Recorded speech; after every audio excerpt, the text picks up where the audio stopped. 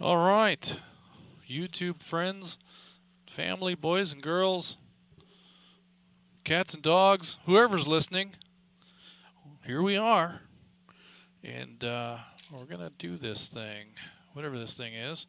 Okay, so trying to get that. That looks pretty good.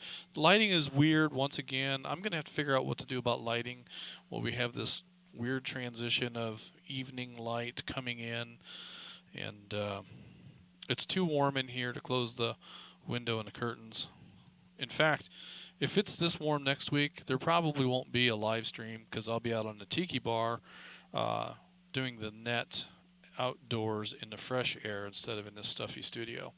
So there is a high potential for no live stream next week. We'll see what happens. All right, so, and let's see. Okay, I don't need to deal with that, but I do need to find my script. I think I've got everything else up and ready. Let's see, if I open this and then say Open Sesame. Alright. I wish this were faster. Okay, and then Documents. Should be right there at the top. And it is. Is that the right one? There it is.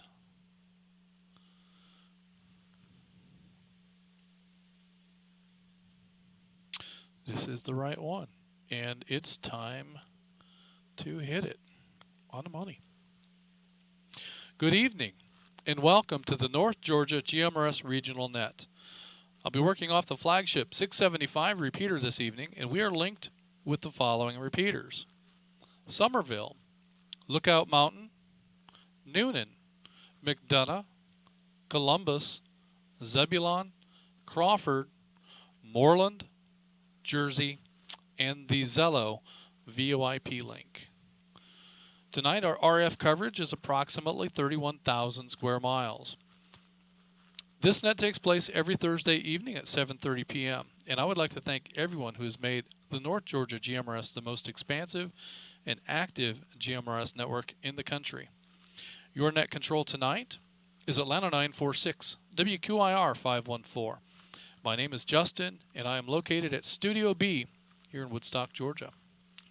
On the net, you can talk about your day's activities, radio equipment, or anything you think we'd like to hear. This is a family-based network, so we encourage you to get your family involved. Once the floor is open, it is permissible to address other members of the net by name or tactical unit number. Your FCC call sign is only required when you sign in and sign out of the net. When signing in, please speak slowly and clearly as you give your call sign, your tactical unit number, your name, and your location. At this time, I'll take check-ins. We're looking for any VoIP or Zello check-ins. Please call Net Control now.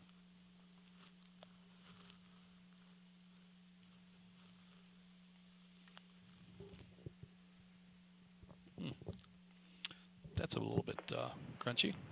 KT50 WRKI 751, Knoxville, Tennessee. Michael, checking in and out tonight. This is 253 WQNV 274, Donald from Blairsville, Georgia.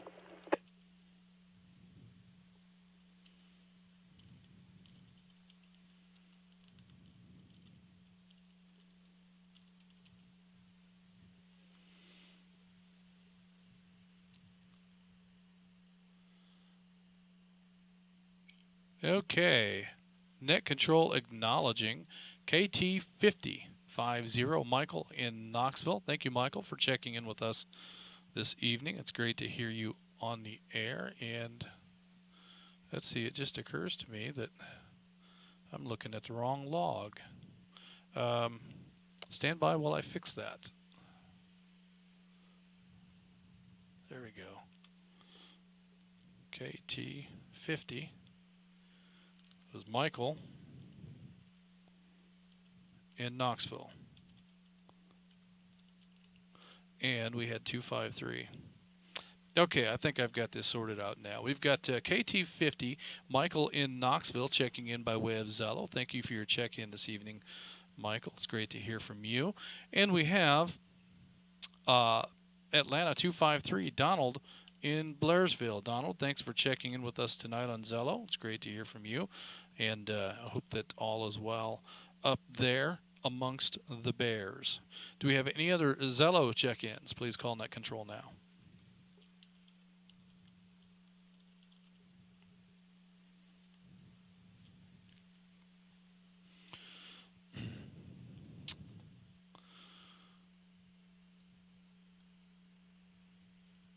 Okay, hearing no additional Zello check-ins, let's go ahead and move along to any. I've lost my place here. Any new users, any new members to North Georgia GMRS, or anyone who is visiting the area? That would be anyone with a GMRS license but is not a member of North Georgia GMRS, or any youth members. Any of those folks that would like to check in, please call Net Control now.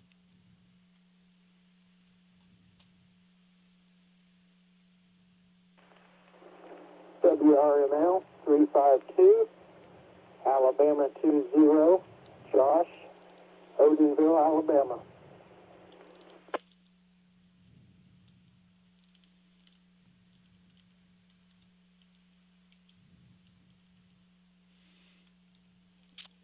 Net Control acknowledging Alabama 20, Josh from, was that Odinville, is that correct?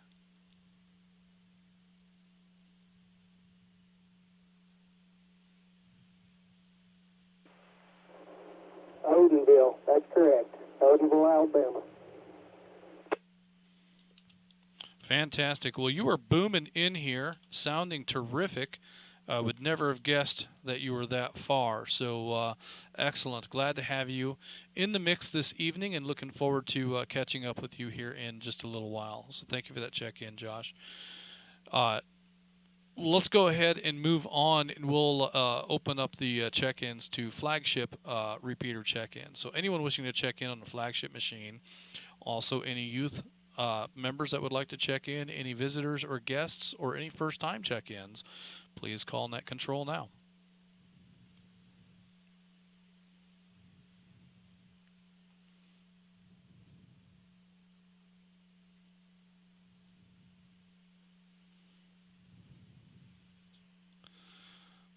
Okay, and this is the beauty of early check-ins. I think that we've gotten all of our flagship check-ins already. So let's go ahead and open it up to any repeater anywhere, and we'll see if there's anyone else that would like to join the conversation this evening.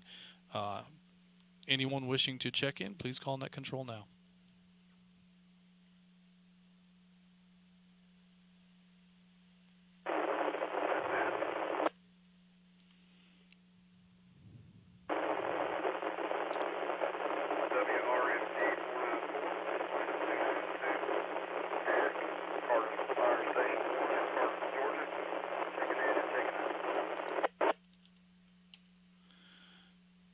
All right. Did anybody get a relay on that? I think I heard Derek. I think I heard Cartersville, but I didn't hear the TAC number, and I think I also heard him mention that he was at a fire station. So, can anybody clarify any of that? Had a really tough time hearing him. Atlanta 946, Atlanta 285. I thought I heard 672. Over. 672. Okay, let me see if that matches with Derek. 672 is currently unassigned.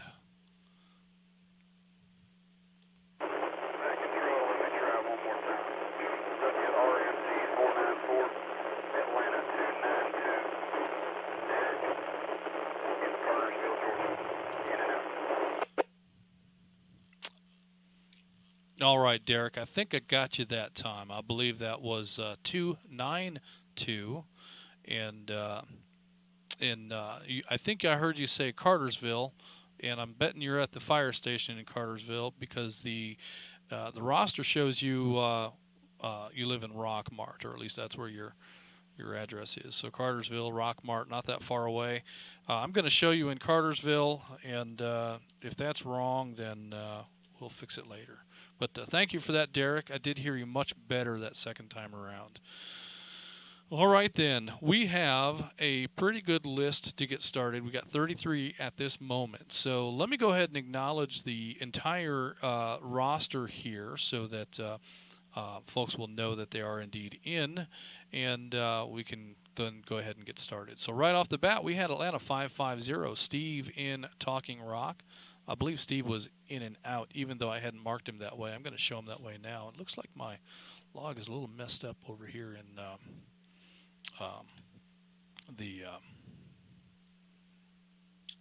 I messed that up last week because of having too many entries in there, so there folks should be able to see that now. So Atlanta 550, Steve in Talking Rock. I've got you in here as in and out.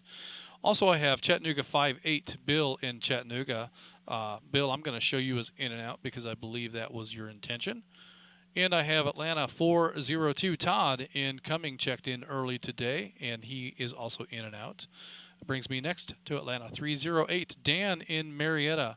Dan, thank you for your check-in. Looking forward to talking with you here in a little bit. We have Atlanta 138, Robert in Auburn at band practice. We may hear from him later. He's in and out for now. We have Atlanta 520, Mark in Ellijay. And we also heard from Atlanta 522 and Atlanta 521. That would be Xiaoxing and Bailey, both from Ellijay. Thank you, Mark, for getting your family involved on the radio this evening. It was great to hear from all of them. We have Atlanta 360, Christopher in Atlanta. We have Chattanooga 69, Ronnie in Chattanooga, in and out. Thank you, Ronnie, for your check-in tonight. We have Atlanta 403, Bobby in White County. Bobby is, Bobby's in. Bobby's in with us this evening. Thanks, Bobby, for hanging out with us and for being the YouTube live stream moderator. I appreciate you volunteering for that task. So anybody that makes comments on the YouTube live stream tonight, Bobby will be there to comment with you. Appreciate that, Bobby. Thanks a lot. Atlanta 107, Chuck in Griffin. I think I spelled Griffin wrong. I don't have my I don't have my backup logger in here this evening to correct my typos. Atlanta 107, Chuck and Griffin is in and out. Thank you, Chuck, for checking in with us this evening. I have Atlanta 560, McCoy in Cedartown, checking in with us tonight. Looking forward to talking with you here in just a little bit. We have Atlanta 948, Gary in Woodstock. Gary is in and out with us this evening, as he often is. And that brings me next to Atlanta 516, Ray in Canton. It's great to hear from you, Ray, and I'm looking forward to talking with you. And we have Chattanooga 84, Jim in Chattanooga. I think that Jim may have been in and out, but I didn't mark that, and I'm going to let that ride for now. We'll catch up with Jim here in a little bit, and maybe he'll be there, and if he's not, then we'll know that I goofed. Speaking of goofed, I missed the check-in for McDonough 22, Tim in Stockbridge, but he finally got in there. Thank you, Tim. Looking forward to talking with you. And we have Atlanta 60, the one and only man behind the curtain, Gary from Noonan, checking in and out with us this evening. Hopefully he'll jump in here at some point and correct any misleading information that I convey. We'll have to see what happens there. So where was I? That brings me next to Atlanta 313, Jason in Rome. Thank you, Jason, for checking in tonight. It's great to hear from you. We have Atlanta 286, Lynn in Murrayville, and Atlanta 285, CV. Both are in and out this evening. Thank you, Lynn and CV, for checking in. It's great to hear from you both, and appreciate the help on that check-in there, CV. Next, I have Atlanta 434, Ron in Cumming. Thank you, Ron. Looking forward to talking with you. And I have Atlanta 538, Rob in Dawsonville. Rob is in and out. So I'm going to say thanks, Rob, for checking in, and I appreciate you hanging out with us. We also have Atlanta 699, Mike in Sugar Hill. Mike, appreciate you checking in and out with us tonight, and be sure and tell Beth hello. We also have Atlanta 172, Greg in Bremen. Greg is in and out with us tonight as well, but thank you, Greg, for checking in. Great to know you're out there listening. And we have Atlanta 780, Houston in Powder Springs. Thank you, Houston, for checking in. Glad to hear from you, and we'll talk with you in a little bit. Also, we have Atlanta 721, David in Rockmart. Thank you, David, for checking in tonight. Looking forward to talking with you. And we have another David. Atlanta 76 in Duluth is in and out this evening. And that brings me next to our live check-ins, which were KT50, Michael in Knoxville. Thank you, Michael, for checking in this evening. Looking forward to talking with you. Atlanta 253, Donald in Blairsville, and I spelled that wrong. Donald, thank you for checking in with us this evening. Looking forward to catching up with you here in a little bit. We have Alabama 20, Josh in Odenville, Alabama. Josh, you are sounding fantastic from all the way over there. And we have Atlanta 292, Derek, who I believe is in Cartersville. We'll try to catch up with Derek when we get towards the end of this thing. So that brings us to 33 check-ins. Let me break.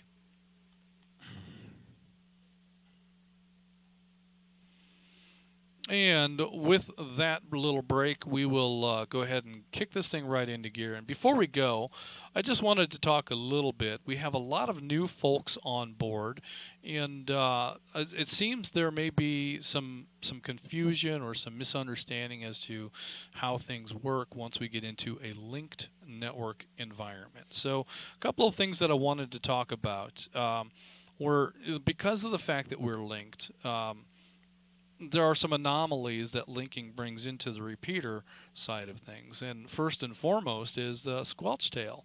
So many times people look for the ability whether or not they can hit a repeater just simply by keying the mic for a moment. We call that kerchunking. And when they key the mic for a moment and let go of it, oftentimes they can, a moment later, hear the repeater de-key and come off of the air. They hear that carrier die. And when you hear that sound of that carrier going away, then you know that carrier was activated by your radio and you're able to hit the repeater. Well, there's a couple reasons why we discourage kerchunking. One, even on a single repeater scenario, it's very annoying to the people that are monitoring that repeater. It's really highly irritating to sit and monitor a radio throughout the day and have people just keying the microphone for a moment to see if they're hitting it or not. And in our situation, there is no squelch tail, so you're not going to hear whether you're making the repeater or not by doing that. So the kerchunk has zero value in a linked network environment. We didn't do that on purpose. We did that because having a squelch tail within the network created havoc whenever regular traffic would ensue. Whenever someone would let off of the key, let me break,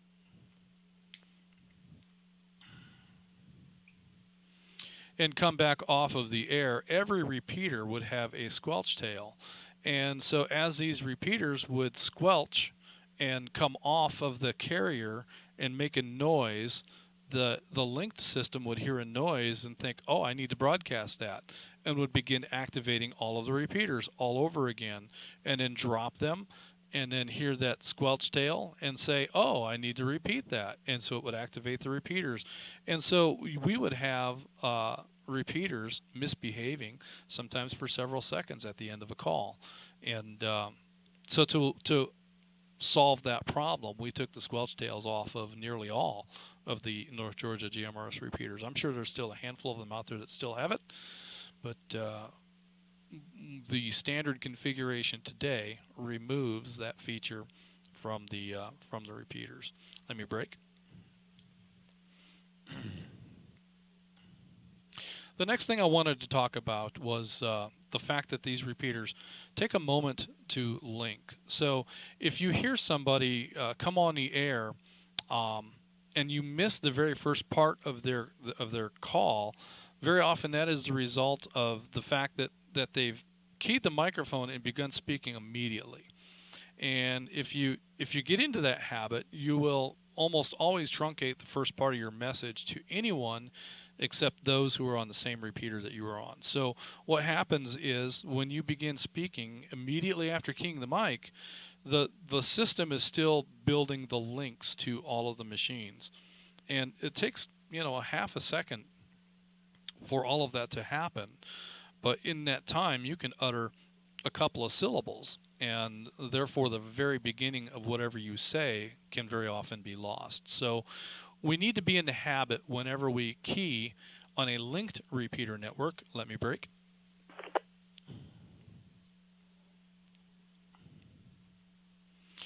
whenever we key on a linked repeater network, it's important to give the linking system a moment to connect to all of the repeaters so that your entire message can be conveyed. Some folks have even taken to the length of waiting for the repeater to light up in the network map, the status manager, the status map. I don't think that's really necessary. I think that if you just take a brief pause and a slow inhale, things of that nature, then by the time you get to the place where you're speaking, all of the repeaters should be linked up at that point. So just a brief pause, a half a second, a long deep inhale is enough to get past that.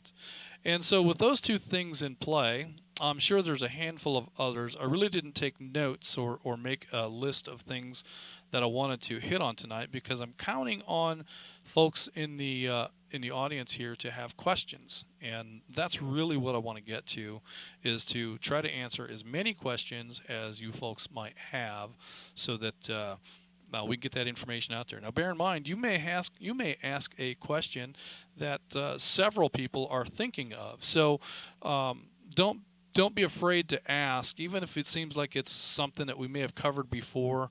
There's so many new folks out here that it doesn't matter if we've covered it before. We'll cover it again because, you know, the point of this is to bring as many people up to speed as we can. So with that in mind, I'm going to go ahead and call out to our first check-in, which is Atlanta 550, Steve in Talking Rock. Our first three here are in and out. Steve is in and out. Chattanooga 58, Bill in Chattanooga is in and out. And Atlanta 402, Todd incoming was in and out. So I'm going to say thanks to all three of those check-ins. And we're going to move next to Atlanta 308, Dan in Marietta. Dan, do you have any questions or comments with regards to how the linking system works with North Georgia GMRS?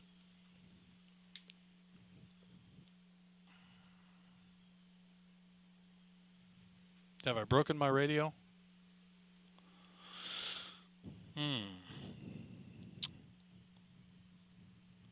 I was really counting on Dan to have something to say here. To let my radio cool down. I needed that.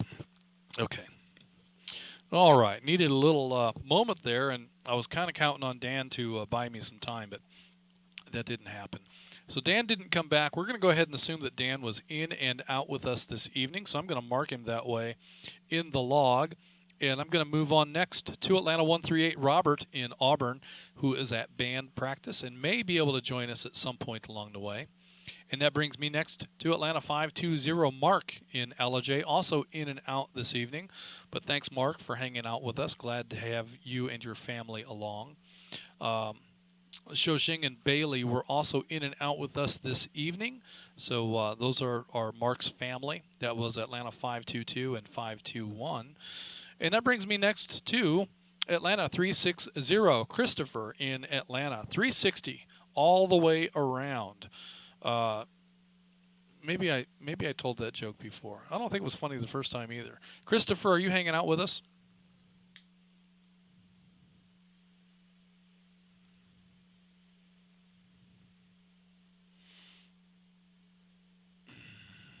All right, Christopher doesn't appreciate bad jokes.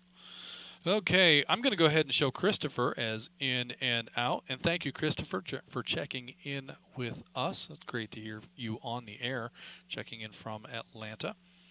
And that brings me next to Chattanooga 69. Ronnie in Chattanooga is also in and out with us this evening. And so our first new guy of the evening for comments is going to be Atlanta 403, Bobby in White County. Thank you, Bobby, for checking in with us tonight. Do you have any questions or comments on linked repeater systems? Well, good evening, North Georgia GMRS Network. No, I don't really have any questions. I've been hanging around for long enough around here, and pretty much all my questions have been answered. And,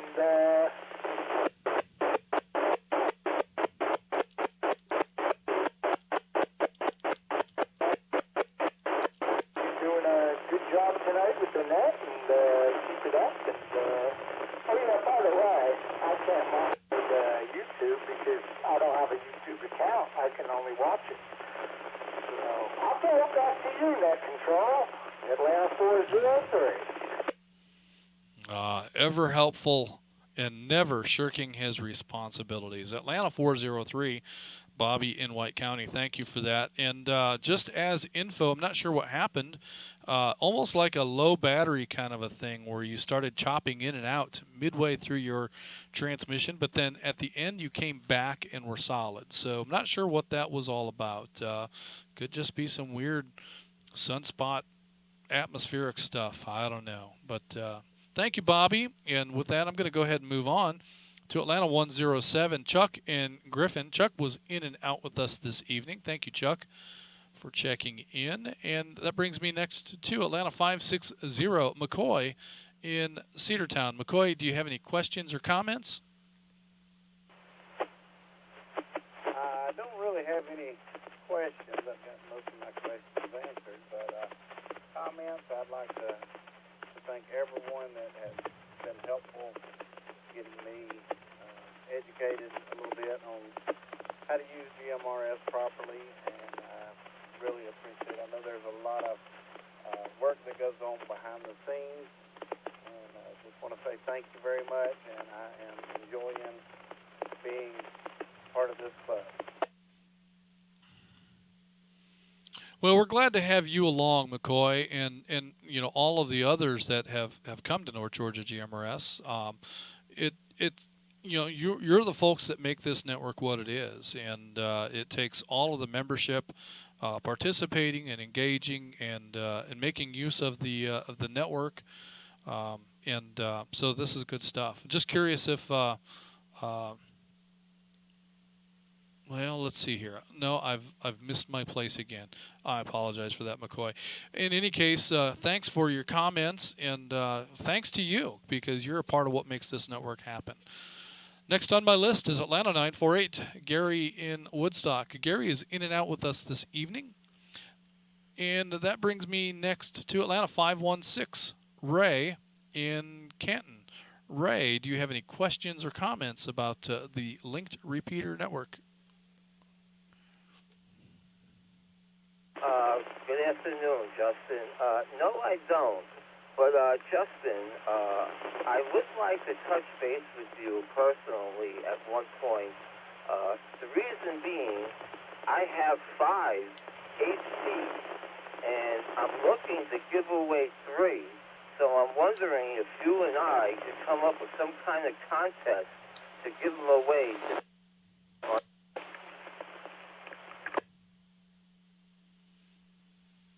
Okay. Well, that's excellent stuff. And one more way in which our members help each other out. There are a number of members who are famous for giving radios away and giving equipment away. Atlanta 420 recently purchased a batch of radios and gave several away. And so yeah, we definitely can do something.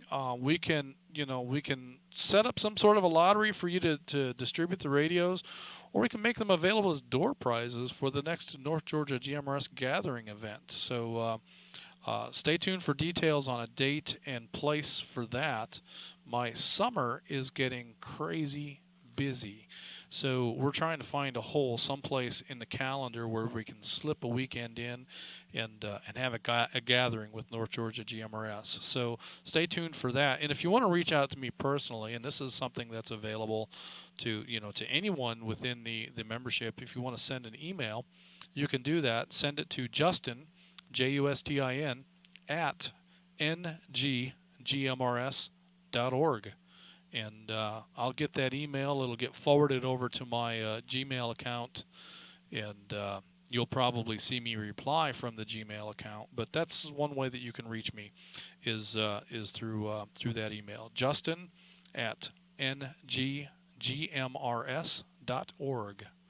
So go ahead and send me an email, Ray, and then we'll get our contact info exchanged, and we'll make that connection. Next on my list is Chattanooga 84, Jim in Chattanooga. I didn't mark Jim as in and out, but I've got a feeling he is. But let's check and see if Jim is hanging out with us and if he has any questions for the North Georgia GMRS Linked Repeater Network. Hey, Justin, I'm not sure I'm in the mobile. I'll be back to the base in about 10 minutes if you want to come back to me in a little bit. Well, you're sounding good unless you just don't want to try to talk on the radio while you're driving. Don't have that good a signal into it, but if it's okay, then yeah. You hear me okay? Yeah, we can read you. There's some washing and picket fencing in there, but we can read you. Well, I learned a lot and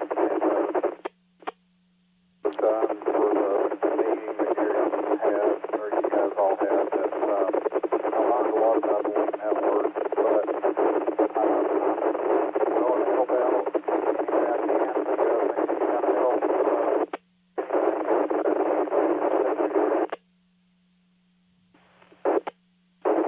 Other than that, I don't really have a lot of questions. The only comment I have, I know a lot of people look for antennas, and they just make sure that 80 megahertz, 460, that only goes 440, cause that problem. Just something to pay attention to.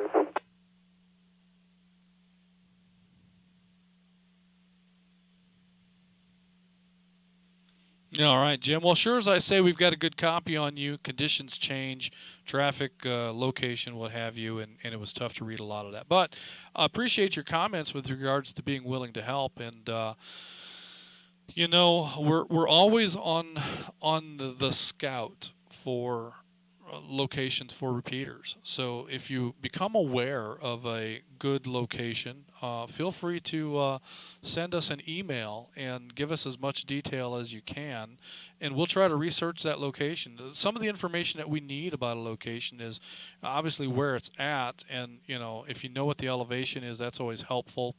But we also need contact info. We need to know who the site owner is so that we know, you know, how to reach out to that person, and you know, what kind of arrangements need to be made to access that site. So that's one way that any of the members, including you, Jim, can help. And yeah, you know, we very much appreciate the membership, you know, and the activities that you're engaged in throughout the network. And we've always wanted, you know, to educate our membership as best we can. And one of the areas that's always a challenge is antennas, because you know, as Atlanta 83 would attest to today, buying a bigger, better, more expensive antenna doesn't necessarily always equate to improved performance. And he was able to actually get better performance out of a smaller, cheaper, older antenna than he did out of the brand new expensive antenna he tried to use today. So that's something to keep in mind. And you know, different antennas, different antenna designs, different different configurations and where you mount your antenna can have a big impact on how radio systems perform. One of the things that we have found pretty regularly with regard to antennas are these dual band antennas. Very often what happens is you have a 2-meter antenna that is also has a harmonic that will resonate in 440. And oftentimes these 440 resonances are just outside of GMRS. And so you can get them to work in GMRS, and you can get them to show a lower SWR in GMRS, but they're just really not that efficient because they're not working in the primary resonance of the antenna, they're working in a harmonic. And that's something that we experienced on the flagship Reapeater tower. When we first arrived at that tower, we put an analyzer on one of the antennas, and it showed a super low resonance on 467, which is the transmit frequency for that machine. It showed a super low resonance on that frequency. And so we thought this is perfect. There's already an antenna. It's the one that's all the way at the top, and this is going to be great. And so we just connected that antenna to our repeater, only to find out later that that was a 900 megahertz antenna, and it just happened to be resonant in a harmonic, but it wasn't very efficient. So when we put an actual GMRS tuned antenna on that repeater, we saw a significant improvement in performance. So my caution is, let me break here real quick. My caution is that any time that you're looking for antennas is to stay away from the dual band antennas. Yes, there are many people that have had good success with dual band antennas. I won't deny it, but in virtually every one of those cases, you're radiating into the non-resonant primary resonance of that antenna, and even though it looks like it's performing well, and in some cases it actually does get to the repeater cleanly, and ultimately that's all that you need, but it's not ideal. And so try to stick with antennas that are specifically tuned for GMRS, and I think you'll be much happier with that. So I'm not sure if that entirely touched on your thoughts, Jim, but we'll definitely come back to you here in a little bit and see if you've gotten back to the base and have any additional comments. So thank you for that. Next I have McDonough22, Tim in Stockbridge. Tim, do you have any comments?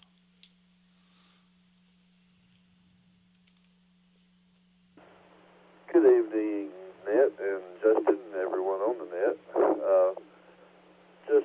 Don't really have any questions, but I was kind of going back earlier when you were taking check-ins and kind of having a little bit difficulty getting people to speak up there and say the whole say their name and location and all that, you know. And I was just wondering, you know, why that is, and got to thinking, you know, it may be just a little bit of stage fright for some of the new people that come on. You know, they just kind of hesitant to key up and talk and say anything for any length of time, and they just kind of want to get it out there really quick, you know. So I just want to encourage everyone, you know, nobody's going to make fun of you, nobody's going to think, you know, we're all here, we all have our different ways of talking and saying things, and so just when you key the microphone up, say your call sign, your FCC call sign, your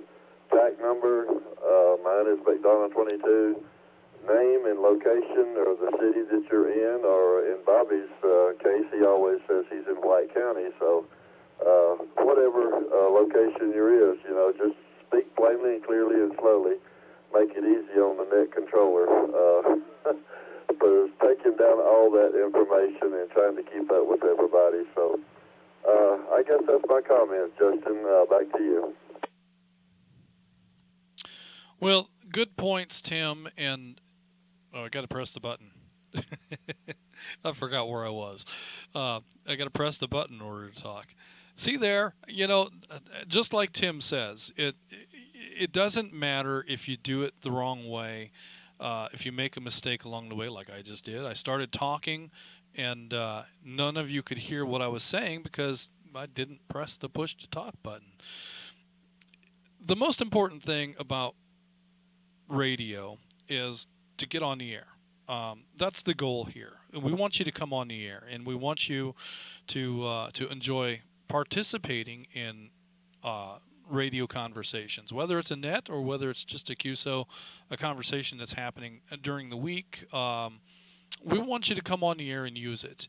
And, you know, we're not charging anyone by the minute. This isn't cellular telephone back in the 80s. This is GMRS radio. It's a family-based radio network.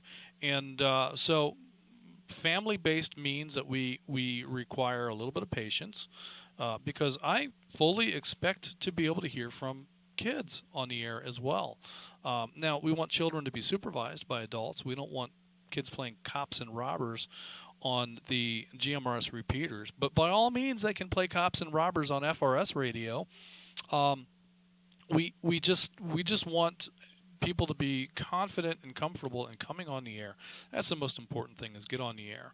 And once you're on the air, don't worry about whether you say the right thing the right way or in the right order. Just say it all and get it out there, and we'll sort it out. And how many times have you folks heard me come on and give my ham radio call sign instead of my GMRS call sign, or grab the wrong microphone and start talking, on the wrong band on the wrong subject? And I think last week it happened. I talked over the top of somebody. So we all make mistakes, and they didn't throw me out for the mistakes that I made, and that was kind of a big blunder there. To talk over the top of somebody, that's not cool. So what I'm getting at is, it's okay to make mistakes. It's okay to say things the wrong way. It's okay to forget to say your name. The most important thing is to come on the air, and we'll work with it from there. But thanks for your comments, Tim, and you're right. It does help. As impeded as I am when it comes to things like typing and press to talk buttons, those things help. So thank you for that. That brings me next to Atlanta 60, Gary in Noonan. Gary is in and out with us this evening. We'll look forward to the opportunity to catch up with Gary at some point. And so next on my list is Atlanta 313, Jason in Rome. Jason, do you have any questions or comments for the net? I'm wondering, is there any place I can go to get an easy way to set up my Zello?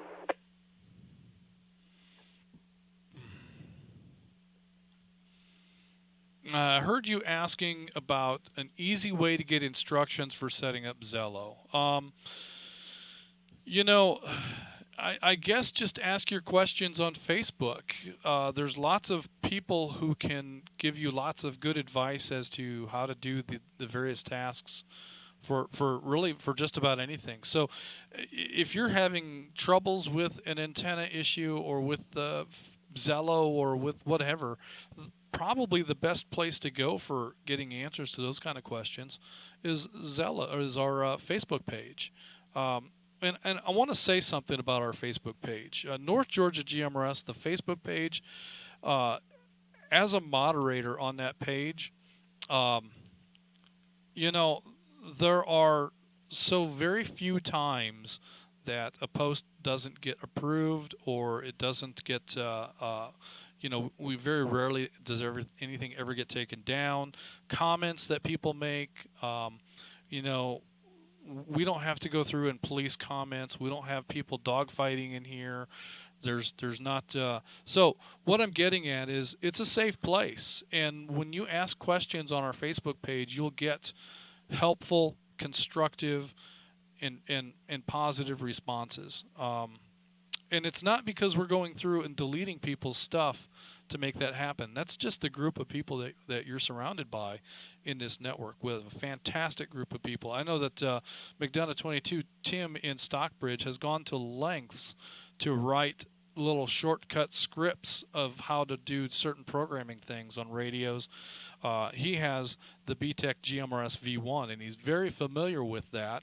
And he's written better instructions than you can find in the manual. And it's simple. He can give you a very simple process to do some things that can be hard to do on that radio if you don't know and if you don't read the manual. So he's been a great help in regard to that. And I've also seen him post instructions for how to do programming on radios that I'm pretty sure he doesn't own. So Tim will do some research and figure it out for you. And he's not the only one on here that will provide help. I know that there are a number who have made an effort at making sure that people get the information they need to be able to get on the air. So Jason, I hope that is a good answer for you. Go to our Facebook page and ask your questions there. And I'm sure that in short order they'll have you set up and operating on Zello. Do you have any other questions for us, Jason?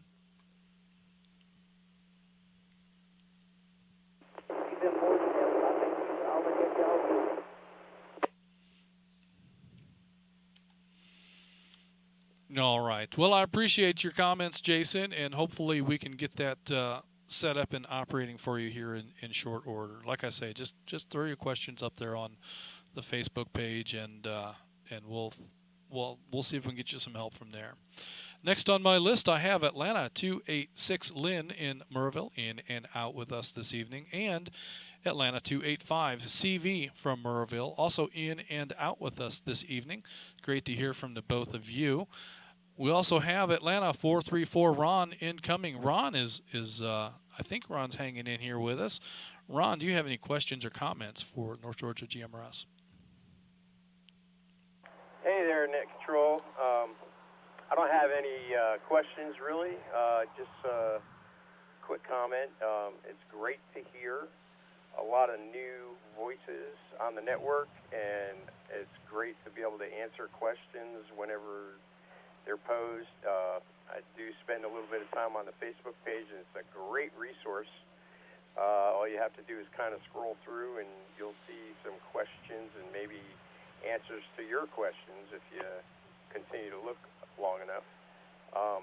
I'm actually mobile again. I had a little bit of a dog emergency this evening, so we're trying to get her checked out. But I'm out in Gainesville at the moment. I'm not sure how well you can hear me, but I'm using this little handheld with a new antenna. Well, it sounds like you're maybe in a parking lot at the moment, because I can hear road traffic and cars. Sounds like cars going by and that sort of thing in the background. Your audio is crystal clear. The carrier is flawless. So Gainesville is a good spot for you with whatever radio it is that you're operating. So that's good stuff. And yes, as far as Facebook and the new users, that is an excellent resource. And it's one of the things that I'm very proud of with this group is that the folks here are just naturally very, very helpful to one another, and everything that I see is things that people are trying to guide and direct and help one another with. I don't see any comments about, well, you should have known better, or why are you asking something like that here. That stuff is just not happening within this group, and it's not because it's being policed. Literally, no one is taking comments like that down because they're not happening. So that's the thing that I find remarkable about this group, and it's always been that way. That's not something that is a new development. It's always been that way, and that just here. No, sir. I don't think I have any questions other than how these radios work. Yeah, as far as comments, I think we've got a real good group, and enjoy every minute of it. But I don't know of any questions to ask. All right. Well, with that in mind, let me ask you a couple of questions. If I am using a handheld radio and I'm talking to the flagship repeater, or any repeater for that matter, am I transmitting on 462 or 467? You are transmitting into the repeater on 467 and transmitting out of the repeater on 462. That's right. So anytime we're using a repeater pair that we have programmed into our radios, the transmit goes, instead of going out on 462, because it's programmed as a repeater pair, the transmit now goes out on 467. And the difference there is that allows for the repeater to be able to pick up that signal and then rebroadcast it on the frequency that our radios are expecting to hear GMRS on. So so the GMRS repeater pairs are also the same frequencies as GMRS simplex channels. Is that correct? Yes, sir. On the receive side of it, well, they transmit and receive on FRS and standard GMRS is the same. Just the repeaters will be on the 467s. Yeah. So if you're using a radio in simplex mode, which means you're talking from one HT radio to another HT radio without a repeater in the middle, simplex mode, simple radio operations, your 462 all the way on both ends, on your transmit and your receive. The only time we go to 467 is when there's a repeater involved. So if you have your radio programmed to talk on a repeater pair, then it will, instead of transmitting on 462, it will transmit on 467. And the repeater will receive on 467, and then it will transmit on 462, so that anybody that is not transmitting at that moment can hear that repeater and hear the signal that's originating to that repeater from your HT on 462. So I hope that's not confusing. And if anybody has questions and wants more detail on that, please throw them out there on Facebook, and we will get very specific answers about how that works. So one of the things that we wanted to address tonight was, basic repeater operation, and that's it. When you talk on your radio, you're talking on an offset frequency, and that is 467. So if you're on flagship, then that is 467.675, and a receive for flagship is 462.675. So those are the frequency pairs that are related to repeaters. I hope that's clear. And if not, I would definitely invite you to ask questions on Facebook, and we'll get better answers for you. So thank you, Houston. Do you have anything else to add? Yes, sir. You might throw in a little bit there on the PL tones for those who don't know about the PL tones on the receive and transmit. You have to have them on the transmit on the repeaters. But a lot of times, a lot of people don't put them in on the receive side. That's right. And if you don't have them in on the receive side, you will receive anyone close to you on that frequency, and it gets kind of aggravating after a while. Yeah, that's an excellent point. Houston, does the FCC require that we have PL tones on the receive side? No, sir, not that I know of. That's correct. It is optional for us to do PL tones on the receive side. Now, let's talk a little bit about PL tones. Private line, is that what that stands for? No, that is incorrect. It is, I don't even know what PL stands for, but private line is kind of a funny joke because it makes sense, but it's absolutely not true. There's no privacy in radio. Regardless of what they say, there's no privacy in radio. So the PL tone is also known, let me see if I get this right, as a CTCSS tone, a coded tone control squelch system or something like that. And I think there's probably a couple of other names for it as well. But basically what it is a subaudible tone, subaudible meaning that we don't hear it, that's being transmitted with your signal. So when you key your microphone, as I'm keying this radio right now, it's sending my audio, but it's also sending a tone that's being filtered out. So we can't hear that tone, but it's there in my signal. And if you listen to the signal without the decoders, you'll hear that hum noise along with my signal. But it's being filtered out when it's received at the repeater. Now, the repeater is also injecting that same frequency, that same tone, on its output. So it gets filtered out at the radio's input side, and it gets added back in again on the radio's output side. So if we choose to, we can use that PL tone, and that will make our radio reject anything that it hears that doesn't have that tone. So it won't play the sounds that are not associated with that tone. Let me break. And by turning that receive PL tone on your radio, then if you've got kids that are playing cops and robbers on their little bubble pack radios down the street, and they happen to be on a simplex channel that matches one of our repeater pairs, which is very common and very typical, I hear it all the time around here, then you're going to have that traffic come through on your radio. And if you're sitting at your desk working through the day and you start hearing that kind of chatter, it can be distracting, and it's not traffic that we necessarily want to hear when we're working on GMRS. Alternatively, several times I will hear construction workers. I don't know where they're at. Sounds like crane operators sometimes. And I don't hear it every day. But it's there.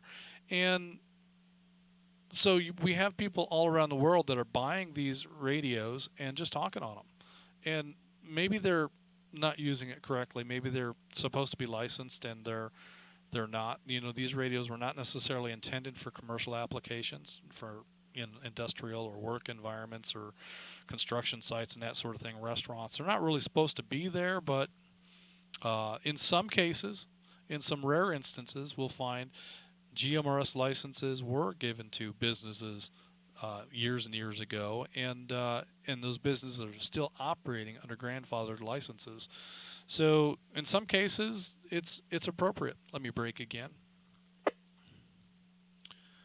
And in some cases, those businesses are completely legitimate in operating on those frequencies. In other cases, you'll hear FRS radios. I hear that a lot when I scan and I'm driving around. And I think a lot of restaurants and hotels and bars and even retail stores are using FRS radios to communicate with their staff, various things. So it's kind of fun to drive around with your radio on scan and listen to the various FRS channels that come up with the various conversations.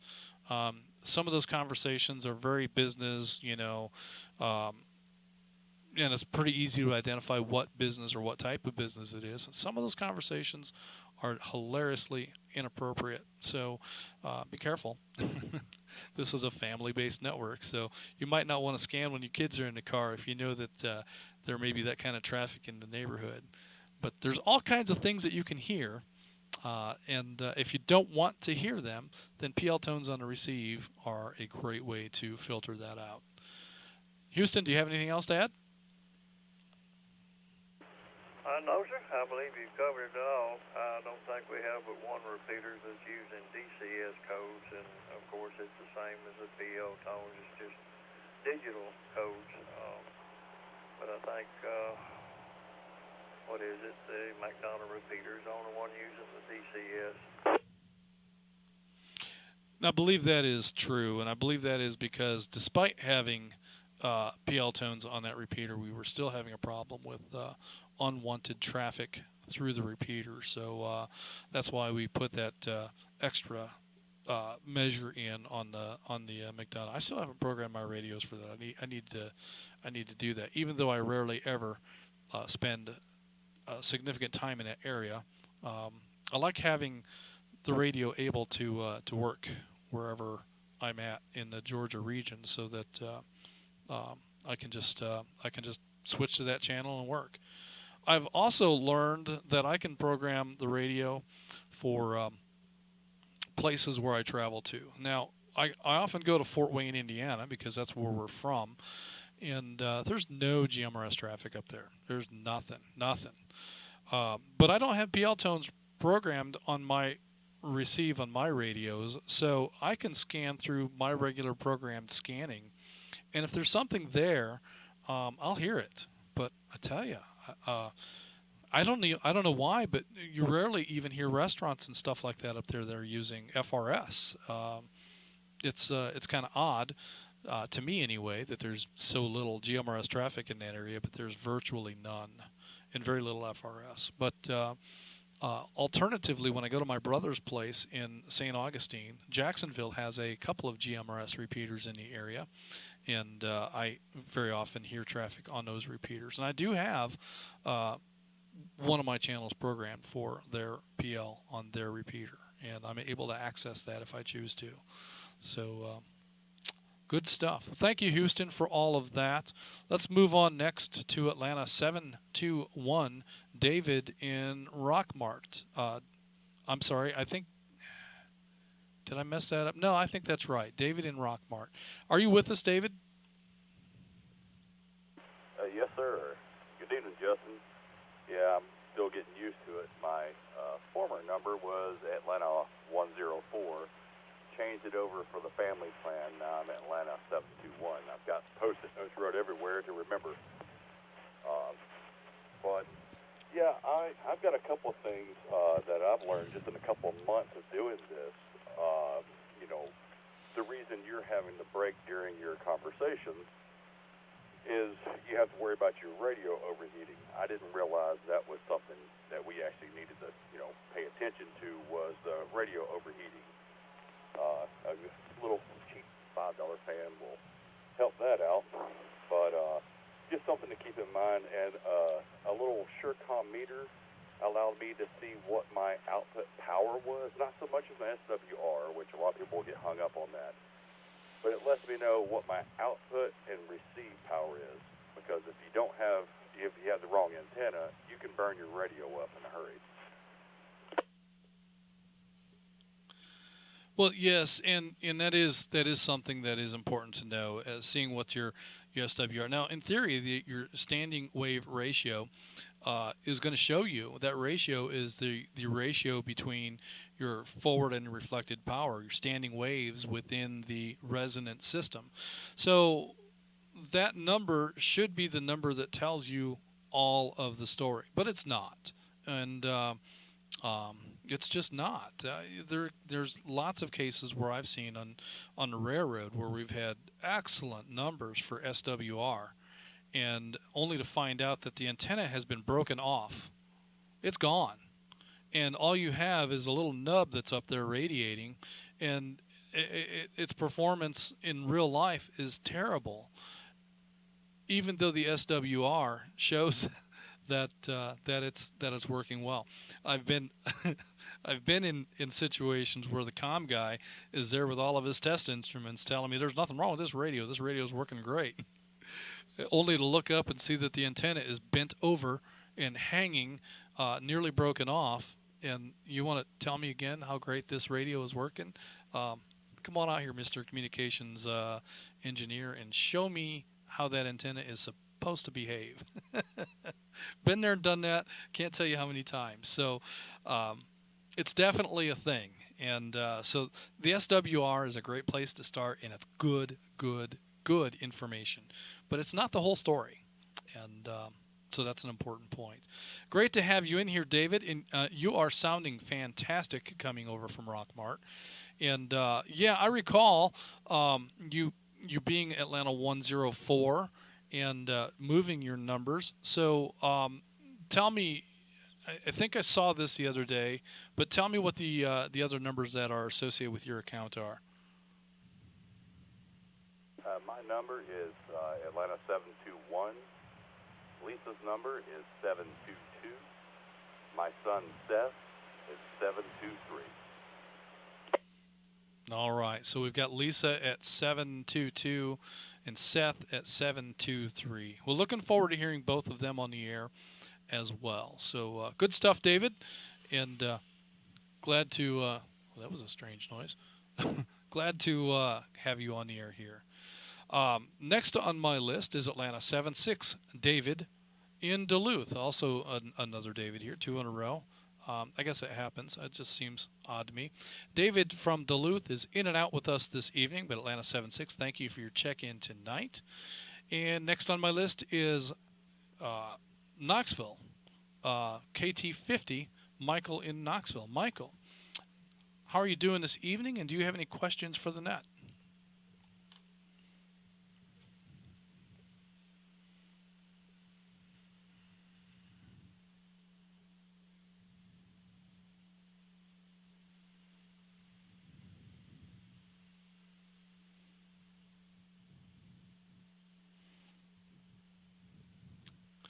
All right. We're not hearing anything from Michael. I think this might have been his first check-in with us. I'm not entirely sure. I was kind of hoping he would stick around and talk with us a little bit, but that's okay. I'm going to go ahead and show Michael as in and out from Knoxville this evening and say thanks for checking in. And that brings me next to Atlanta 253, Donald in Blairsville. Donald, are you still with us? It could be Zello. Good evening, Justin, and good evening to the rest of the net. Just a quick question. Where is the Blue Ridge repeater located at? I believe that machine is located on the mountaintop called High House. I think is the correct name for that location, High House.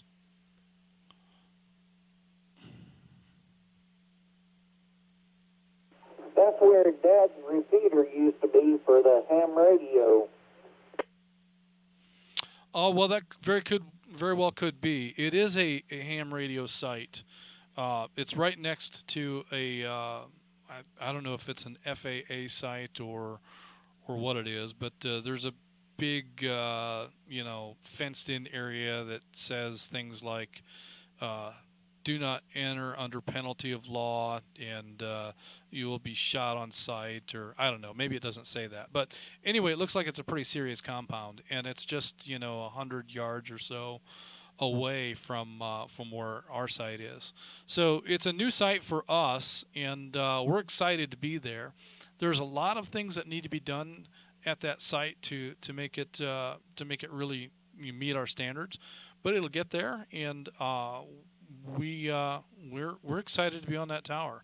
It is a ham radio owned location, so we don't anticipate any problems going forward with the site owners selling the location and leaving us high and dry. So that being the case, I think we've got a good solid location there with Blue Ridge.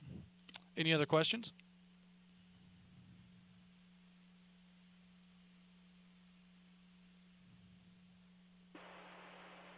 All right, well, go ahead and check me out of the net, please. This is 253 WQNV 274 clear.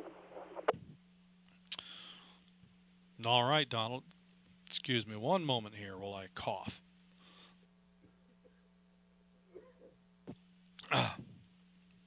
Sorry about that. Well, thank you, Donald. I have you in and out of the log. Appreciate your question this evening, and looking forward to catching up with you with more tales of the adventures in the woods with the bears. Next on my list is Alabama 20, Josh in Odenville, Alabama. Josh, how are you doing this evening, and do you have any questions for the net?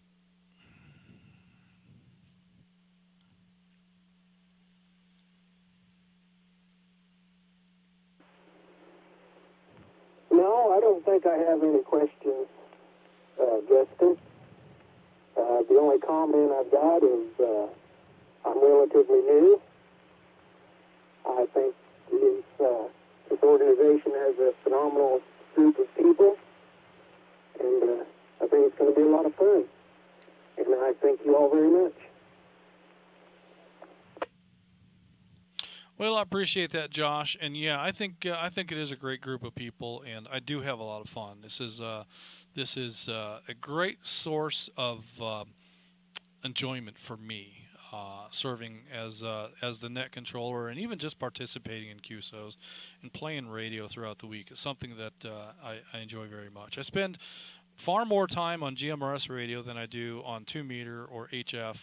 And in fact, my HF radio has an embarrassing amount of dust on it. So I really should fire that thing up and see if my antenna's still connected. It may be broken off up there in the trees. Who knows? But yeah, I think that I have to echo those sentiments. This is a great group of people to be associated with, and I couldn't be happier about that. So thanks for that, Josh. Looking forward to hearing more from you in the future, and definitely stick around because who knows what will come up next. Next I have Atlanta 292, Derek in Cartersville. Derek, hopefully we can hear you a little better this time around. Are you at the firehouse?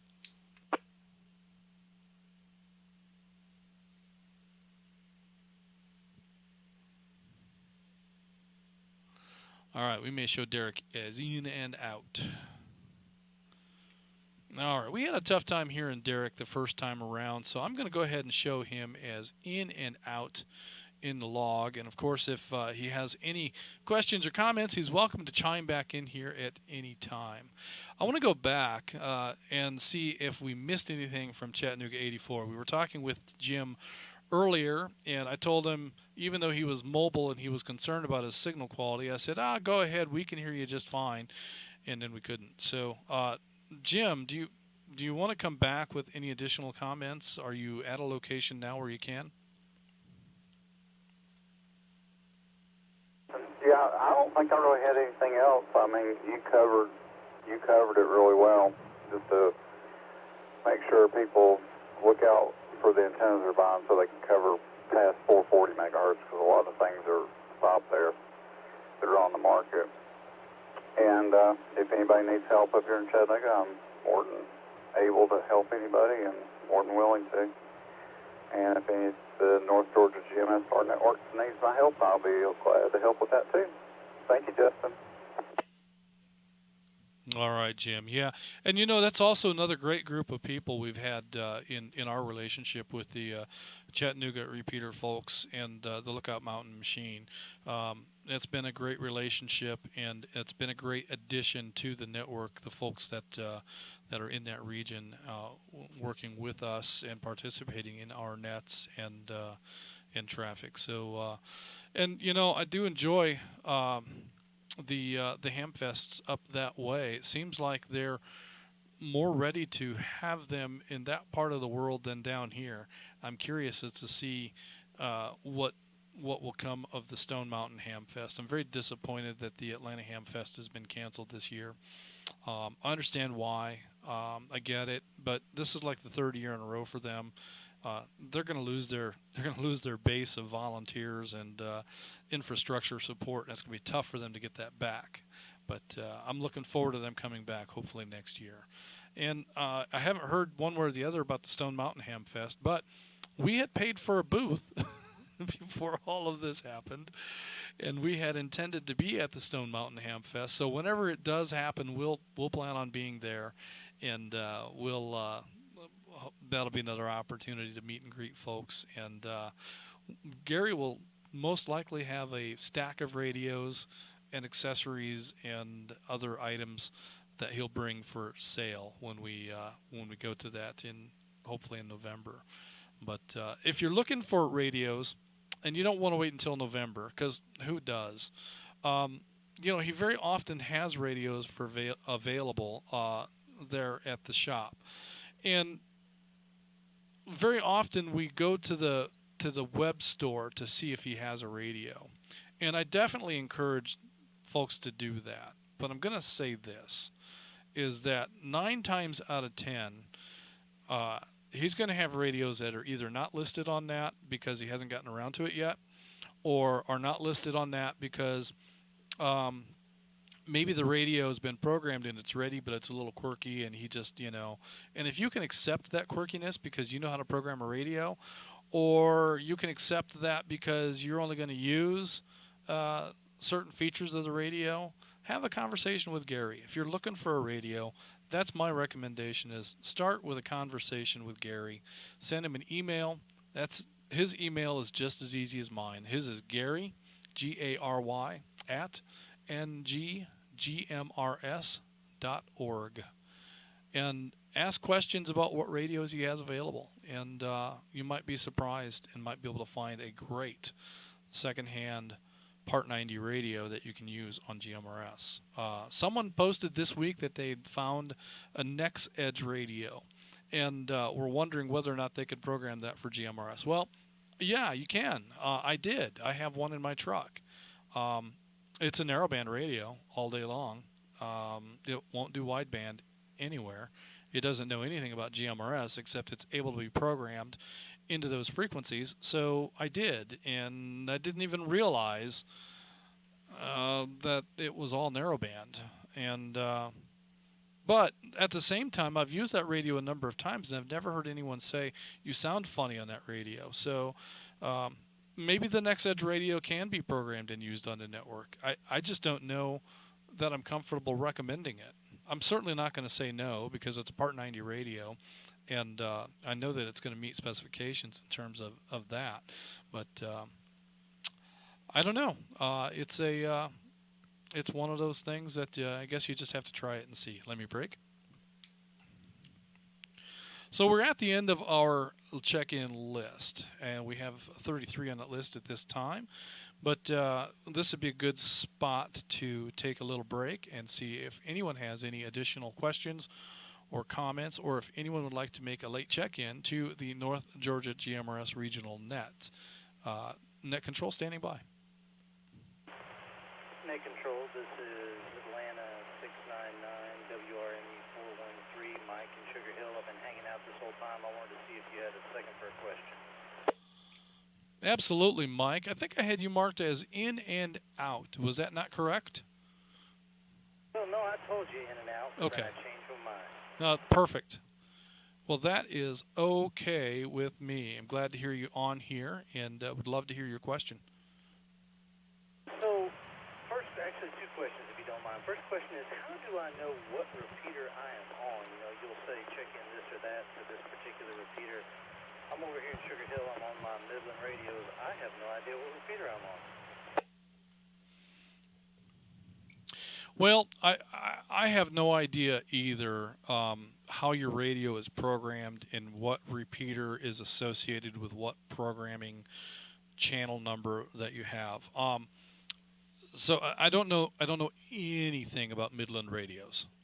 So with that as my starting basis, I'm going to suggest that because I don't know anything about your particular radio, all I can say is that you need to know how the radio was programmed. And if you're the one that programmed it, then that shouldn't be too hard to figure out. But if you had it programmed by someone else, then ask them to provide you with the programming data sheet, and they should be able to do that. That shouldn't be that hard to do. Or you can map it out yourself, and the way that you can do that is that you can key up your radio, and you can take a look at our on our website. We have a page that will allow you to see a repeater light up when you key it. So if you go to our website, northgeorgiagmrs.org, and you click on, and I'm doing it as I speak, if you go down here and you click on real-time linked repeater map, you scroll down about a fourth of the way, and it's right beside the membership roster. If you click on that, it'll bring up a map. And that map has a bunch of radio icons that show you approximately where the repeaters are. Not precisely, but approximately where they are. And those icons will change color whenever any of those repeaters are receiving traffic. So that's one way that you can know that you're hitting a repeater, or to know which repeater you're hitting. Does that answer your question? Solid copy. That's a great idea. I'm going to go and do that and see which one I'm on. Second question is, privacy tones. And I suppose I'll throw this one on the Facebook, but I was just curious. You guys were talking a little bit about receive side privacy tones earlier, and I was just curious, if I leave the base radio on at the house, of course I get all the traffic, and so I suppose I just need to do the same thing, figure out how I can put the privacy tones similar to what we do with simplex mode, right? Yeah, and there again, I don't know anything about the programming on your radio, but I'm sure there are members within the group that can help you probably with a very short, simple sequence of button presses to make that programming thing happen.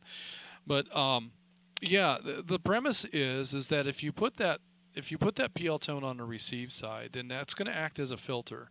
And so right now, without any PL tone on the receive, your radio is only being filtered by the squelch.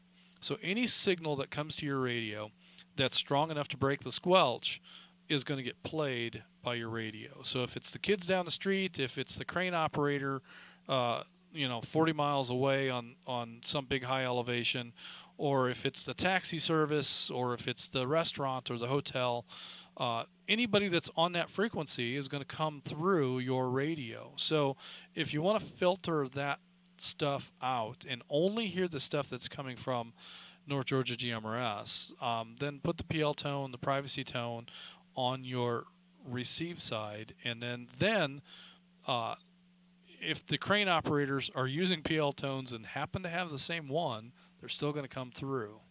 But chances of them having the same one aren't that great. And chances of the kids playing cops and robbers having any tones on at all are pretty small. So we should be safe from the majority of that kind of noise. The alternative is, and I kind of like to hear all that stuff. When the kids come on and are playing in my neighborhood, I enjoy hearing them. And even though I'm working and I probably shouldn't have that distraction, I just enjoy hearing the kids play on the radio. I don't really appreciate the siren tones that much. Whoever decided that those Bofang radios needed to have a siren tone should be smacked repeatedly. But you know, that stuff, as annoying as it is, tends to last typically for just a few minutes and it's over. So, but yeah, does that answer your question? I know I'll go off in tangents. No, solid copy. That definitely answers my question. Yeah, I love listening to the traffic in the truck, especially when you're driving around in the mountains on a Saturday and you get behind a large group of motorcycles. There is nothing in the world more entertaining than listening to that chatter on their FRS headsets. Oh yeah, isn't that great? And you know, I always refrain from interjecting anything. Because my radio, even though I can hear all that FRS stuff, I'm physically capable of transmitting on those FRS frequencies. I am not capable of turning my power down low enough to do it legally.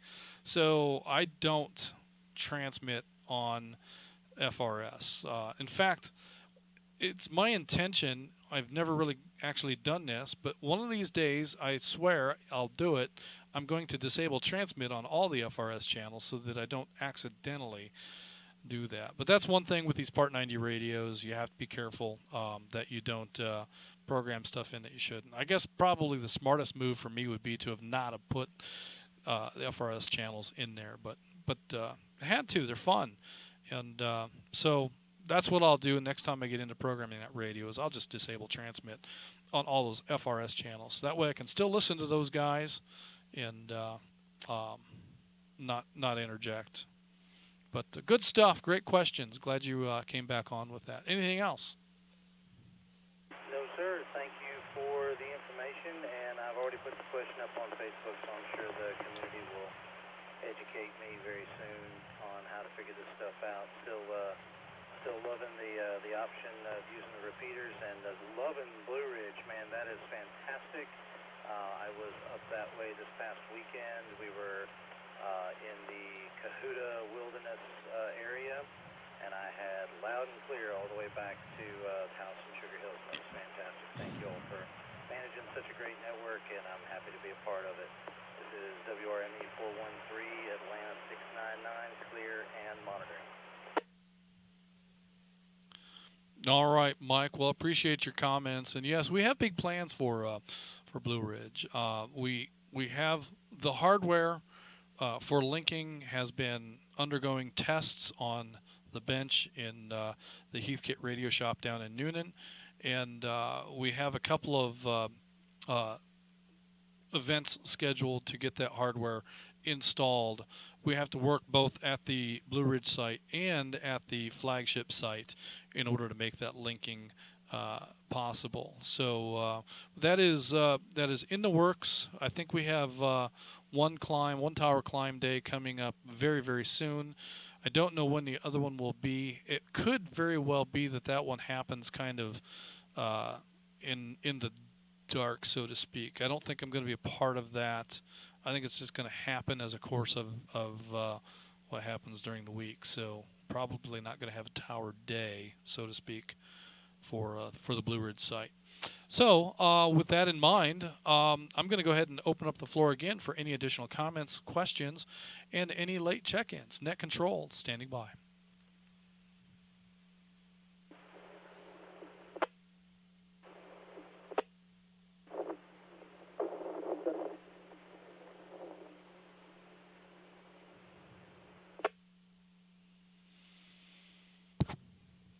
Okay, station, we've got a good carrier and almost no audio. So don't be shy. Grab that microphone and come back again, and just give me your GMRS call sign if you would, please.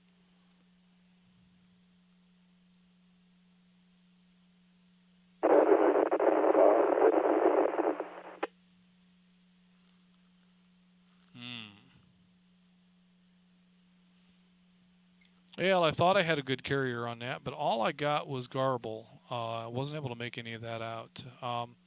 Station, I would suggest that we try to get to a better location and maybe try that again. So you're definitely getting to the repeater. We just need to improve your signal a little bit so I can pick out what you're saying. Do we have anyone else who would like to check in to the North Georgia GMRS net, or any questions or comments? Net control standing by.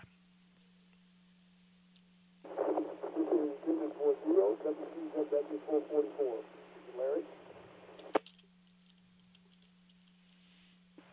This is Atlanta 57 WQZC 82, Andrew and Holly Springs. In and out tonight. Good night, everyone.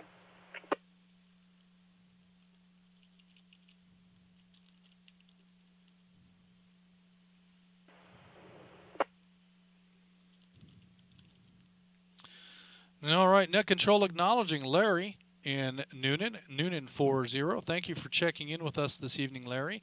And we have Atlanta 57, Andrew, checking in and out. Andrew, thank you for your check-in tonight. It's great to hear from you.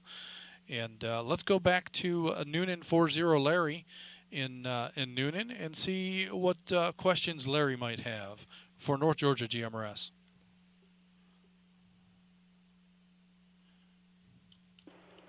Good evening, Justin, everyone on the net.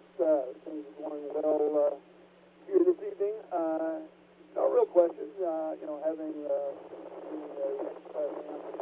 committee apartment got down, and moving just down the street from Gary, I have good access to good resources. So I appreciate the capabilities of GMRS. Enjoy it along with the radio as well. So that's all that's going on here. Justin Coach is the 40 back to Mexico. All right, Larry. Well, hey, while I've got you here, I want to ask you a couple of questions. And I think first and foremost, I want to ask when is the amateur radio license testing available? Is that on a Tuesday night of a particular night of the month, or when is that?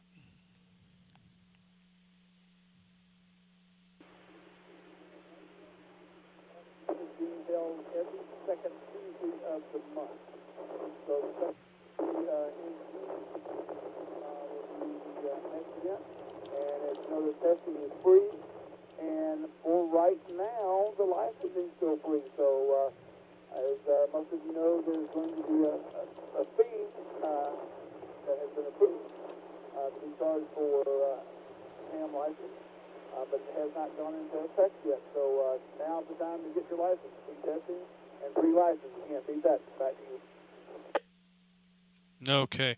Understand, second Tuesday of each month is when testing is available. And it's free to take the test. Most ham clubs charge $15 to take the test.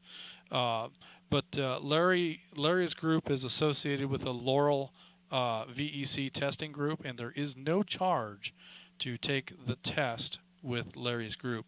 Further, at this time, there's no license fee, and we know that that is coming to a change here very soon. We're all anticipating the GMRS license fees to drop from $70 to $35. Well, the ham radio license fees are about to come to be. And Larry, are they $35 or are they $50? I've heard both.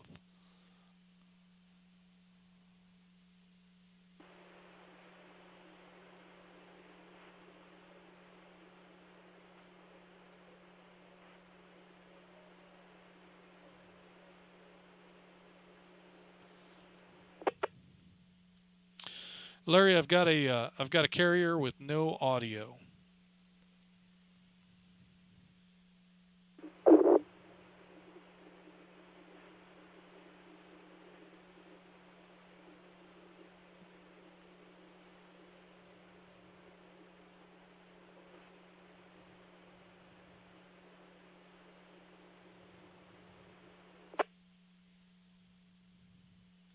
You're going to have to take a look at your microphone cord there, Larry, because, again, I had a carrier, A good, strong carrier with no audio. So I guess we'll have to get answers to these questions very soon. But bear in mind that the second Tuesday of next month, there will be a test session for a ham radio license. So anyone who's interested in pursuing that, now Larry's group is on the south end of Atlanta, so it's going to be a significant drive for some.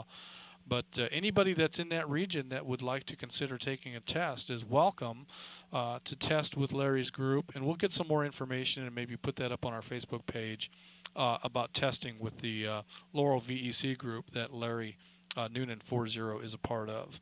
And so with that, let me go ahead and open up the floor again, see if we have any additional late check-ins or questions or comments. Net Control standing by.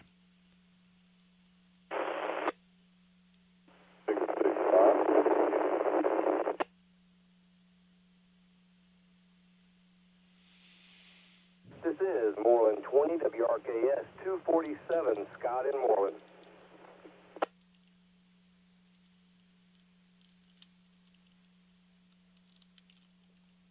Chattanooga 65.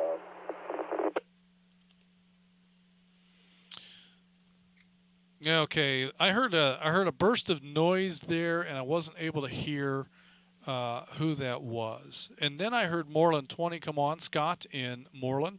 And Scott, I'm going to come to you here in a couple of minutes and see if you can follow up on the Laurel testing group in Noonan. And then I heard another burst of static after Scott, and all I heard out of that was a 65. So I don't know if it's the same station that I'm having a tough time hearing, or if there are two different stations trying to check in. But I didn't get either one of you or the one of you, whichever the case may be. So let's try it again. I'm going to listen hard. Maybe you can speak a little bit louder, try to get through the noise, and let's see if we can get you in here.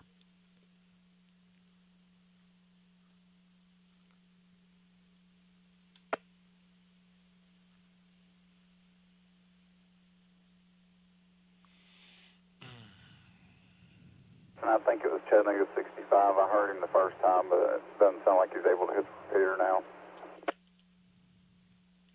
All right, Jim, thank you for that. Chattanooga 65. Well, I'll go ahead and get him in the log here, and we'll go from there. I'll just show him his in and out, and if he's able to get into the repeater here in a little bit, we'll try him again. For now, let's go back to Moreland 20. Scott in Moreland. Scott, do you have any comments with regards to how repeater systems work? And do you have any remarks with regard to Laurel VEC testing?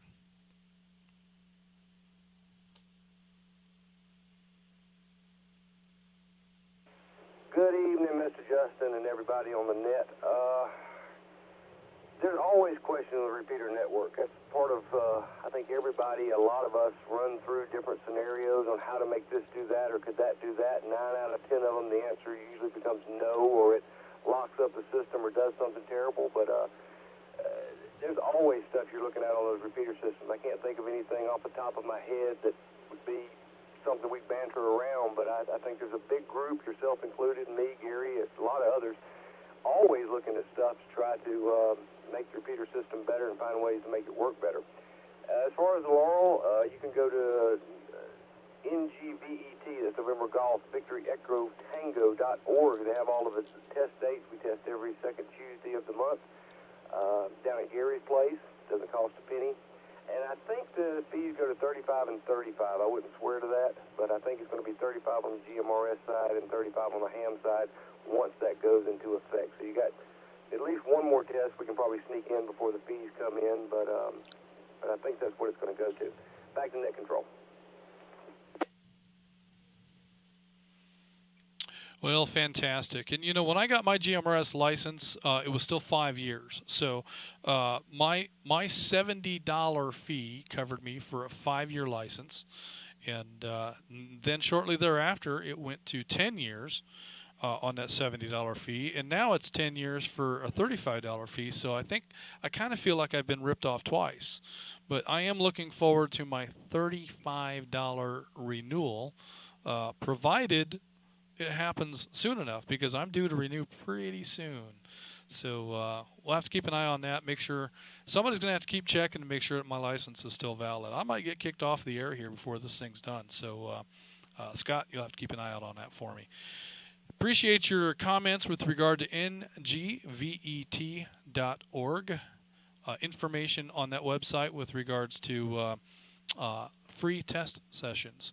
Those sessions, as Scott said, are held at the radio shop, the Heathkit Radio Shop down in Newnan, Georgia, which is a visit worth making whether you're going to test or not. So make an appointment with Gary if you're going to go down there and explore the shop, or I believe there's a registration on the NGVET page that you can do if you intend to go down there and test. So fill out that registration.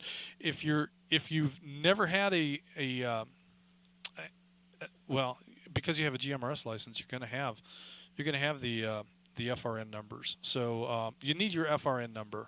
To search up and find your FRN number when you go to register for the NGVET test sessions. All right then. At this time, Net Control is going to take one more break for any additional check-ins, any additional questions or comments. Net Control standing by. All right, let's find the end of this thing. Net Control, this is Atlanta 721 with a question. All right, David, 721, formerly 104. Go ahead with your question. Curious, since I'm out here in the Paulding area, anxiously waiting on the Bremen site, what's the status on that? And I've noticed that I know the PL tones will be different, but it has the same frequency as McDonough, but recently on that same frequency, with no PL tones in my radio, I heard like a repeater ID, the Morse code come across on that frequency. Just wanting to see what the status with Bremen was. Well, as I understand, the Bremen site is still in development. There are a couple of things that are going to have to happen at that location before we can even begin. So the power needs to be run to the tower. So I believe what is going to be involved is getting a meter base installed and a utility drop for AC power there. Now, we've got all kinds of comments about just hang a couple of solar cells, and these are all good ideas, and we have had a site that operated totally off of solar, and that is good. But we expect we're going to have a lot of traffic off the Bremen site, and I don't think solar is going to stand up effectively on that site. So we intend to have commercial AC power there. We'll have a battery bank for backup power. There may or may not be solar in addition to all of that. So that's that side of it. The other side of it is a data. We need a data path there. Now, it's my understanding that we have access to high-speed data nearby. So I don't know what the definition of nearby is in this case. I don't know if it's a few hundred feet, a few hundred yards, or if it's a measurement in fractions of mile. I don't know what that is. So, but we have tools that we can use to get Ethernet across distances of those natures. So with that in mind, I'm going to suggest that it's going to be later in the summer before we can get all of the moving pieces nailed down for the Bremen site. But I'm excited about bringing that site online as well. I think that site is going to give great coverage to a number of users who are in a marginal area, and I expect that site is going to be a busy North Georgia GMRS location. So very excited. It's a very high priority project for us. Right now we are just kind of hamstrung by some of the services that we require at that site before we can begin installing. But in conversation with Atlanta 60, I believe that there is a machine on the bench that is earmarked for Bremen. Also, in recent conversation with Atlanta 60, I know that there's still some contemplation going on with regard to frequency allocations. So what we see on that page for Bremen as a placeholder right now could be different. We're just going to have to see how things shake up. So there's a number of things that will play into that we don't have answers to yet. So just bear in mind that that is, for now, for all intents and purposes, the frequency we intend to use for Bremen. I'm not sure what it is because I'm not looking at it. But that's the intention, but that is subject to change. So great question. Do you have any other questions? No, sir. I was just wondering because I was actually just, how we always do, scanning. I just heard the repeater ID come across on that frequency, you know, the little Morse code beat, and was just curious about what I was hearing. Over. Yeah, I think someone else heard that as well. Maybe it was you and commented, and so a bunch of people were speculating that we had our Bremen repeater on the air. We do not. It's not on the air at this time. But I'm anxious. If I knew of a way that we could make that thing play this weekend, then that's where I'd spend my time. But 947 wouldn't be happy about that. She has other plans. But I think it's a big deal, and I think it would be worth it. But it's going to take things in play before spending a weekend there will make any difference. And so that's why. And so many times these things, they take so much longer than we want them to because we have to wait for tower climbers to become available. And it's not just a matter of getting somebody to climb the tower. We also need a ground crew. And it's not just a matter of getting a bunch of people to volunteer to stand on the ground. There are some qualifications that we need to have. So, and I think Atlanta 780 will attest to the fact that there's a lot of work that needs to go on. Even if you're just the camp cook for the day, it's a job at hand, and there's a lot of moving parts to a tower day. And it's not only important to have the right people there, you have to have people that are qualified and capable, because having the wrong people there is like having nobody there. If what you're doing is managing people, then you can't be protecting the guys on the tower. And so that's an important consideration.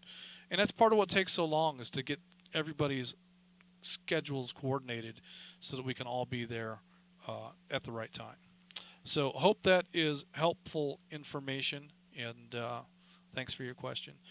At this time, I think we're going to go ahead and wrap things up. I'm going to take one quick break and see if we have any more late check-ins, and then we'll put a nail in the coffin here.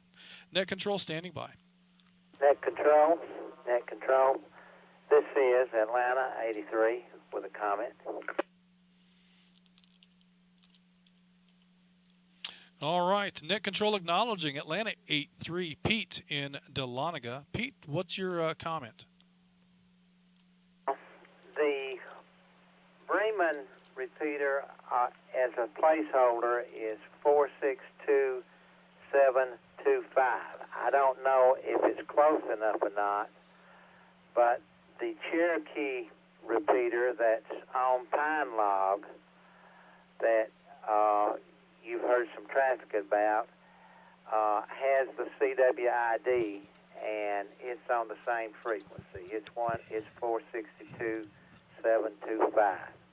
And on your comment about the SWRs, just to back that up, a 50 ohm resistor has perfect SWRs in a dummy load or whatever the application.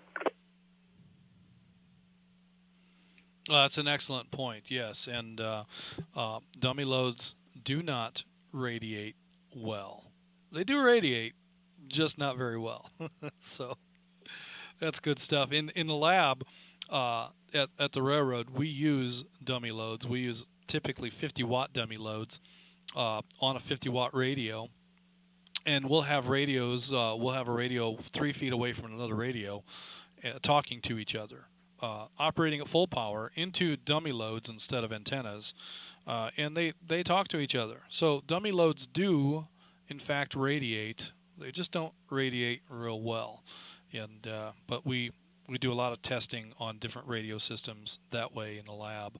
We're not necessarily testing the radio; we're testing data over the radio, and that's what we're looking at, is how the data is being handled both by the radios and as it moves through RF. So good comments, Pete. And yes, as far as the CW tones that you're hearing for the repeater ID, that could very well be the Cherokee machine. So I don't know if you've heard all the hubbub, but since the Pine Log machine has broken, lots of folks have discovered the other Pine Log machine that's actually been there for years and have applied for and gotten permission to use it. So if that's something that interests you, the information, I believe, is available on mygmrs.com, and you can find information about available repeaters and what it takes to get permission to use them. Thank you, Pete, for your comments, and we'll go ahead and one more time for any late check-ins. This is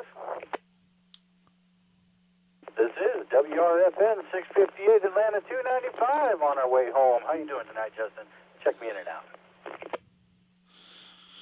All right, Scott, we'll add you to the log, Atlanta 295 from Dallas. Appreciate the check-in tonight. Assume you're finishing up with your date night. Hope you had a great dinner and a great evening. Thanks for that. I'm going to go ahead, and glad we were able to get you in here, but I'm going to go ahead and close this thing up. I hate to leave anybody out. That's why I keep going back and calling for any additional check-ins. But at the same time, I think it's time we go ahead and close this one down, and we'll look forward to catching up with folks on another evening, unless Atlanta 26 has any comments or questions for the net. Atlanta 26, Flip, do you have any comments? Well, I just wanted to get in here and get into the log. I just finished up a dinner party with our neighbors down the street and came back and heard you chatting away. So I thought I'd say hello. Hope all is well this evening. It's a beautiful night down here in Druid Hills. This is Atlanta 26, WREB 450. All right, Atlanta 26. I think if you look through the log, you will find a large number of misspellings and errors, and I've corrected some of them, but it makes such a big difference when you're not here. But glad you were able to finally make it in and get in the count. So I'm going to go ahead and wrap this up. This concludes the North Georgia GMRS Regional Net. Tonight we had a total of 41 check-ins, including myself. Net Control will now be returning the repeaters back to normal use. Everyone who signed in should sign out. Thank you for allowing me to serve as your Net Control this evening. Good night, everyone. This is Atlanta 946, WQIR 514. Justin, and I'm clear. All right, YouTube folks. Man, I sure appreciate you hanging out with me tonight and putting up with all of this. I guess probably you missed the very ending of the logs. 780 Let me see if I can fix that real quick so that we can at least put it up here for whatever purposes. I don't know that it matters. Atlanta 434, WRKR 284. That was inconvenient. Clear as well. Have a great evening. Okay, let's try this again. I think I know what I did. All right, so if I do that and then I do this, now you can see the end of the log for whatever purposes that you might want. If you just want to see your name up there, and let's see, I forgot to put Holly Springs under Andrew's log in there, so let me just go ahead and add that in. There we go. All right, and that's our log for this evening. So thanks so much for hanging out with us tonight. Glad to have you in here, and glad that you